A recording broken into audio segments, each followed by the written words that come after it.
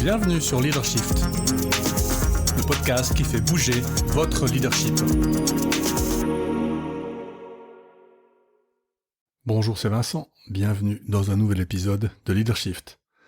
Cette semaine, j'ai décidé d'aborder un gros morceau qui est le leadership transformationnel. J'ai à côté de moi ici le bouquin de Bass et Riggio qui date de 2006, deuxième édition, que j'ai presque terminé, mais qui m'a beaucoup intéressé par l'effort concret de preuve de l'efficacité du dit modèle. On va faire cet épisode en commençant par les origines, d'où ça vient, ce leadership transformationnel, les fameuses preuves scientifiques, les avantages, parce qu'il y en a quand même beaucoup. Il y a quelques inconvénients majeurs dont on parlera, et puis on comparera aussi un peu avec d'autres styles de leadership pour finalement faire une petite conclusion.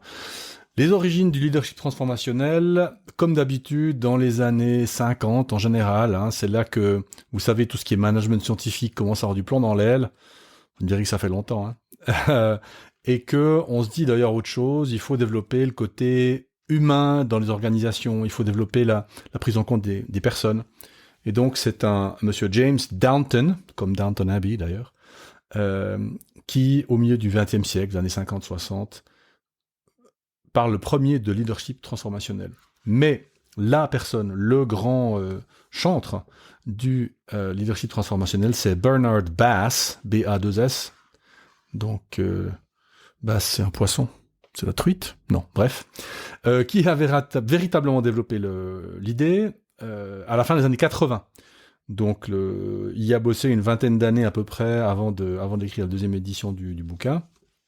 Et Bass définit le leadership transformationnel comme un style de leadership où les leaders inspirent et motivent les collaboratrices et collaborateurs à atteindre des niveaux plus élevés de performance et de motivation. Et donc, moi je suis pas un grand fan de cette définition parce que j'ai l'impression qu'il manque pas mal de choses, mais j'ai pas voulu vous en donner une autre puisque c'est la définition qu'il donne lui-même. Et donc on parle d'inspiration et de motivation. Bon. Alors, pourquoi c'est un modèle intéressant ? Pourquoi je me suis intéressé ? Eh bien parce qu'en fait, c'est un modèle qui a beaucoup été étudié par les scientifiques, par les sciences des organisations.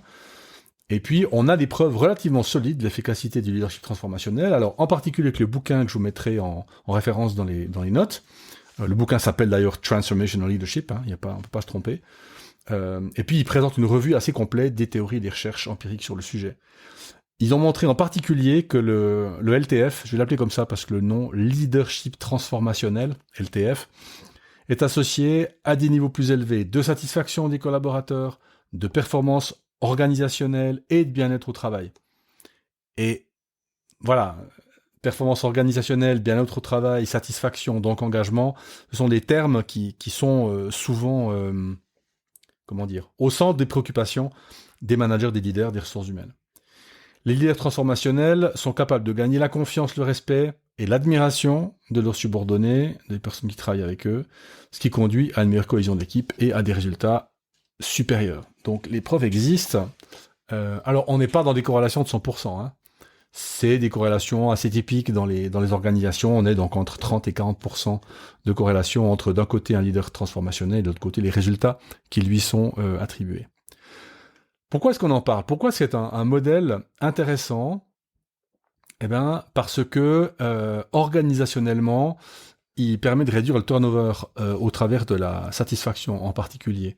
Donc, on retient les employés plus longtemps, puisque vous verrez, dans les 4 composants du LTF, il y a des choses qui plaisent aux employés, des choses qui sont bonnes pour les employés et les employés. C'est aussi un style de leadership qui implique toute la personne, donc ça permet d'atteindre des niveaux de productivité qui sont plus élevés, puisqu'on implique l'ensemble de la personne, et si possible, l'ensemble de ses talents et de ses besoins. Et donc là-dedans, il y a aussi une meilleure capacité de créer de changements et donc de le gérer. Le leader transformationnel, c'est quand même un leader qui transforme. C'est-à-dire que c'est un leader qui va être bon ou bonne pour amener l'organisation du point A au point B. Alors vous savez qu'avant, ce changement se passait par projet. Aujourd'hui, c'est un peu le changement tout le temps. Et donc, d'où, à mon avis, la pertinence encore plus importante du LTF. Ça permet aussi de créer une culture d'apprentissage, puisque comme on est tout le temps en train de changer, on est tout le temps en train d'apprendre, de se remettre en question, de faire des débriefings, etc. Et donc, il est beaucoup plus simple aussi de se maintenir à niveau avec ce genre de leadership. Et puis enfin, gestion efficace du changement, on l'a dit, puisque par défaut, par définition, c'est un leadership de transformation, on est plus efficace dans le changement. Donc il y a pas mal d'avantages pour l'organisation, pour l'employeur finalement, mais aussi pour l'employé. Le leadership transformationnel pousse le leader à se poser beaucoup de questions sur qui il est, comment il fonctionne, quels sont ses drivers, ses limites, et donc on obtient un développement personnel et professionnel plus élevé que dans d'autres types de leadership. On a un renforcement de la confiance en soi, puisque en fait on obtient des résultats intéressants, ce qui permet de renforcer la capacité à se dire je peux le faire, c'est quelque chose que je sais faire. Comme les résultats sont bons, on reçoit plus de reconnaissance et de respect, souvent, de la part des employés aussi, mais aussi de la part des supérieurs, donc que ce soit supérieur hiérarchique direct ou direction. Et puis enfin, évidemment, une satisfaction personnelle, puisque là, quand ça tourne, quand ça marche bien, quand l'équipe est capable d'avancer, eh bien, ça donne... on est content d'avoir bossé les 8-10 heures qu'on a bossé. Alors, leadership transformationnel, donc inspirant, motivant, on pourrait dire, oui, mais c'est un peu pareil que d'autres styles de leadership, et en particulier le leadership servant, le servant leadership, alors qui vise certes tous deux à améliorer la performance organisationnelle, évidemment, et le bien-être des employés, ce qui est un focus pour les deux, mais l'approche est un peu différente. Le leadership transformationnel, c'est surtout une question de modification des perceptions, des attentes et des motivations. Donc, vous voyez qu'on va quand même chercher assez profond chez les gens, ce qui permet de transformer leur comportement et leurs attentes. Alors que au niveau du leadership servant, on est plutôt vraiment dans le service. Ça veut dire qu'on met l'accent sur les besoins et le développement des subordonnés, mais quelque part indépendamment de la vision qu'on peut avoir de l'endroit là où on veut aller. Donc on a des leaders serviteurs qui valorisent l'écoute, l'empathie, le soin, c'est traduit guérison là, mais le soin. Et donc on a des valeurs comme l'humilité, l'altruisme, la responsabilité sociale qui sont très importantes, mais ce qui manque au leadership servant, c'est dans quelle direction est-ce que ce leadership servant va. On pourrait être un leader servant d'un régime totalitaire, puisque je me focalise sur l'écoute, l'empathie et le soin. Et donc de ce point de vue-là, le leadership transformationnel est un peu plus directif dans le sens de l'organisation, pas dans le sens des personnes. Différence avec le leadership participatif, qu'on appelle aussi des fois leadership démocratique, avec une bonne application des membres de l'équipe. Alors évidemment, c'est une bonne chose, la participativité, mais vous voyez qu'il y a des domaines dans lesquels le leadership transformationnel va pas être forcément participatif. Dans cette partie d'inspiration, ça tombe vraiment sur les épaules du leader ou de la leader. La partie, comment il faut dire ça ? Concrétisation de la vision, incarnation de la vision, c'est le mot que je cherchais. L'incarnation de la vision peut être, ou la direction peut être trouvée par un effort collectif. Mais cette incarnation, dans le LTF, elle est portée par le ou par la leader. Alors que dans le leadership participatif, on est plus dans, on veut être attentif. Pour moi, le leader participatif, c'est plus une question de processus. On est attentif à ce que tout le monde ait la parole, à ce qu'il y ait une diversité d'idées, de perspectives, ce qui est très bien, mais on est plus dans un processus de gestion que dans une direction. Différence avec le leadership visionnaire, là, on est plutôt dans du Steve Jobs. Débrouillez-vous pour faire ça. Moi, je veux que dans 6 mois, toute ma bibliothèque musicale se trouve dans un truc qui est pas plus grand que la paume de ma main, quoi. D'ailleurs, c'est un gag de Bill Burr qui d'ailleurs qui est tout à fait drôle à propos de ça. Et donc, le leadership visionnaire, on est plus dans poser une direction ou poser une vision qui soit inspirante, mais ça s'arrête un petit peu là, finalement. Alors, différence avec deux types importants, différence avec le leadership transactionnel. Le leadership transactionnel, c'est le leadership de base. C'est le leadership qu'on apprend quand on commence à faire du leadership. On se base sur des transactions, les récompenses. Donc, feedback, donc, objectif.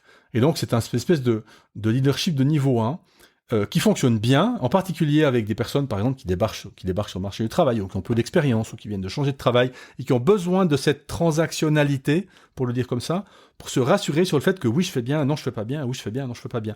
Dans le leadership transactionnel, il y a une espèce de, je vais pas dire de surveillance, mais il y a une idée de transaction répétée qui fait qu'on est très, très au contact avec les gens. Et je dirais que peut-être pour des managers de proximité, le leadership transactionnel n'est pas une mauvaise idée. Donc, typiquement, objectif à court terme, gérer des tâches, leadership transactionnel, très bien. Mais vous voyez qu'il est un petit peu limité en termes de qu'est-ce qu'on peut avoir de plus. Et donc, je pense que plus vous montez dans une organisation, plus ce type de leadership-là doit disparaître en probabilité, en pourcentage, vis-à-vis d'un leadership comme le LTF.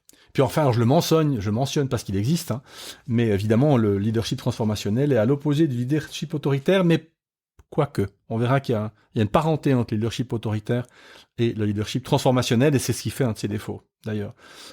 Leadership autoritaire, caractérisé par le contrôle total de ce qui se passe dans l'équipe. Hein, on pourrait dire même leadership totalitaire, sans consultation de l'équipe. Donc voilà, il y a un seul ou une seule décideur, et c'est le ou la leader.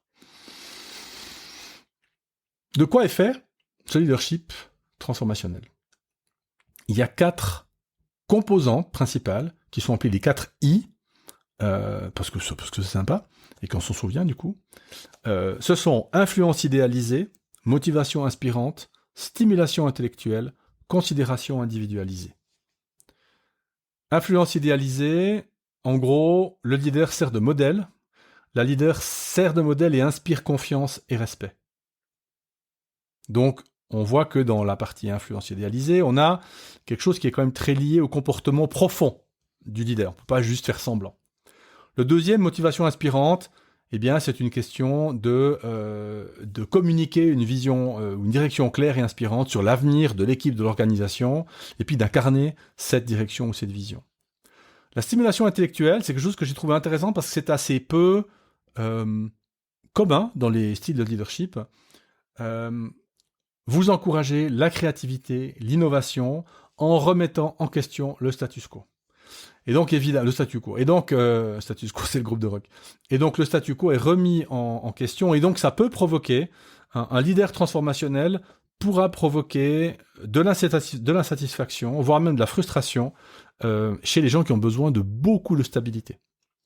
Donc, petit point de vigilance.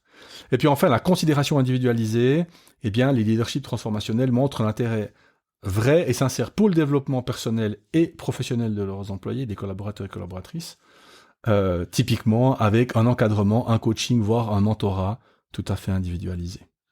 Donc, influence idéalisée, premier I, motivation inspirante, deuxième I, stimulation intellectuelle, troisième I, considération individualisée, quatrième I. Bon, tout ça c'est bien beau, mais quels sont les points de vigilance? Vous aurez peut-être un petit peu grincé des dents quand j'ai fait ma présentation. Première chose, le but du leadership transformationnel, c'est motiver les collaborateurs à atteindre des niveaux plus élevés de performance. Génial, donc attente élevée tous azimuts, donc risque de burn-out, clair, aussi bien du côté du leader que du côté des collabs. Vous avez entendu transformer les perceptions, gagner l'admiration, utilisation du charisme, implication de toute la personne. Tous vos voyants devraient être au rouge. Il y a un risque de christisation du leader. Si on oublie une des composantes, on aura l'impression qu'on travaille pour Jésus-Christ. On ira à fond avec lui. On sera d'accord avec tout ce qu'elle dit, avec tout ce qu'elle propose. Et ça, c'est très très mauvais pour un leader. Avec toutes les dérives que ça suppose, engagement complètement aveugle, éthique tout à fait douteuse, puisque je serai capable ou d'accord de mettre mes valeurs entre parenthèses, ou les valeurs de la société d'ailleurs entre parenthèses, pour satisfaire le leader ou la leader, des risques personnels, physiques et psychiques, et puis une confusion complète entre le service au gourou et le travail pour une personne morale. Vous avez signé un contrat de travail et pas un espèce d'engagement de votre vie, quoi. Alors, Basseriggio aborde le sujet, hein, d'ailleurs au tout début du bouquin, dans le forward. Je vous le lis en traduction dans le forward, donc l'introduction, je vous le lis en traduction simultanée, je n'avais pas prévu de le faire.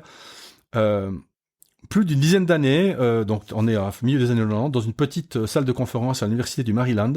On était assis avec un groupe de gens du leadership, hein, donc des chercheurs, et on discutait la question suivante, est-ce que Hitler était un leader transformationnel?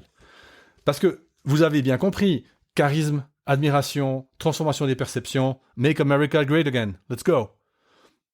Et donc, Basseriggio aborde le sujet et qualifie de pseudo-transformationnel tous ces leaderships qui sont déguisés en leadership transformationnel, mais qui n'en sont pas. Et en particulier, tous les leaderships qui sont basés uniquement sur la personnalité et la loyauté. Remarquez, on reprend l'exemple du cabinet de Trump, il y a beaucoup de gens loyaux qui n'ont aucune compétence dans les sujets qui sont supposés être les leurs.